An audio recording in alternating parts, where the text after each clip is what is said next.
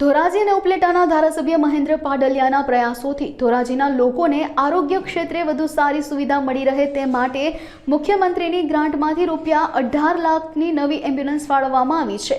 ધારાસભ્ય મહેન્દ્ર પાડલિયાના હસ્તે એમ્બ્યુલન્સનું લોકાર્પણ કરવામાં આવ્યું હતું। આ લોકાર્પણ પ્રસંગે ધારાસભ્ય મહેન્દ્ર પાડલિયાએ જણાવ્યું કે છેવાડા સુધીના લોકો સુવિધાથી વંચિત ન રહે તે માટે સતત પ્રયાસો થઈ રહ્યા છે। ધોરાજીમાં ડોક્ટર અને સ્ટાફની અછત અંગે પણ તેમણે મુખ્યમંત્રી ભૂપેન્દ્ર પટેલને રજૂઆત કરી છે, જેથી વહેલી તકે ધોરાજીમાં સંપૂર્ણ આરોગ્ય સુવિધા ઉપલબ્ધ થઈ શકે। આ નવી એમ્બ્યુલન્સથી ધોરાજી અને આસપાસના વિસ્તારોમાં દર્દીઓને સમયસર તબીબી સહાય મળી રહેશે। આજરોજ માનનીય રાજ્યસભાના સાંસદ શ્રી પરસોત્તમભાઈ રૂપાલા સાહેબની ગ્રાન્ટમાંથી જે કાંઈ 1.5 વર્ષ પહેલા ગ્રાન્ટ દ્વારા ધોરાજીની સરકારી હોસ્પિટલને એમ્બ્યુલન્સની ફાળવણી કરવામાં આવી હતી।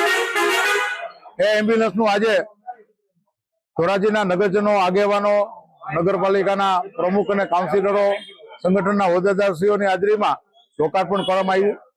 અને આ સાથે આપના માધ્યમ દ્વારા હું કહેવા માંગુ છું કે રાજ્ય સરકાર જે આ પ્રકારની સરકારી હોસ્પિટલો છે એ સરકારી હોસ્પિટલમાં આવનારા તમામ નાના ગરીબ માણસો, દર્દીઓ હોય કે કોઈ પણ વિસ્તારના દર્દી હોય, એ દર્દી જે કાંઈ આરોગ્યની સેવા લેવા માટે આવે એને સારી સેવા મળે એ માટે સરકાર હંમેશા ઉત્સુક છે।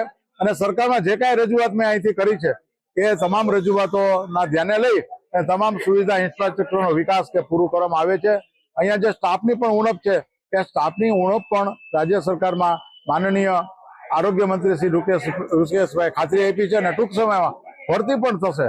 એ સિવાય પણ જે કાંઈ જરૂરિયાત હશે એ રાજ્ય સરકારના આરોગ્ય વિભાગ તરફથી પૂરી પાડવામાં આવશે। તો એના માટે પણ એવું છે કે સરકાર નિમણૂકે આપે છે, પણ ઘણીવાર કેટલાક ડોક્ટરો અહીંયા આવતા નથી। એના માટે પણ હવે પીજીની સીટો વધી છે, એટલે ટૂંક સમયની અંદર જે કાંઈ જગાઓ ખાલી છે એ બધી જ જગ્યા ભરવામાં આવશે। અને રાજ્ય સરકારમાં આરોગ્ય મંત્રીશ્રીએ પણ ખાતરી આપી છે કે તમને વધુમાં વધુ જે કાંઈ જગ્યા ખાલી છે એ તાત્કાલિક ધોરણે એ ડોક્ટરો પૂરા પાડવામાં આવશે।